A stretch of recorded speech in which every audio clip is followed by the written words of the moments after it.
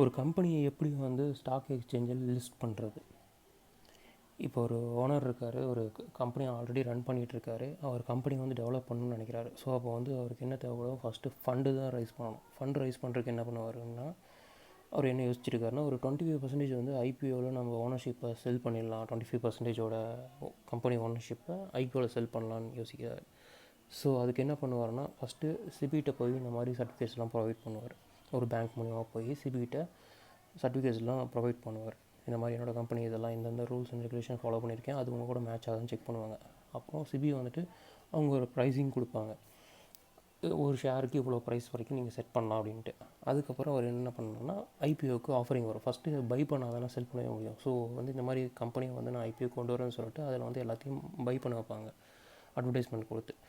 அவங்க பை பண்ணிட்டாங்க, கஸ்டமர்ஸ் வந்து இந்த ரேட்டுக்கு ஓகேன்னு சொல்லிட்டு நிறைய பேர் பை பண்ணிட்டாங்க அப்படின்னா, அதுக்கப்புறம் ஸ்டாக் எக்ஸ்சேஞ்சில் ட்ரேட் பண்ணுறதுக்கு லிஸ்ட் பண்ணிடுவாங்க கம்பெனியை. ஸோ ஒரு கம்பெனி இப்படி தான் வந்து ஸ்டாக் எக்ஸ்சேஞ்சுக்குள்ளே லிஸ்ட் ஆகுது.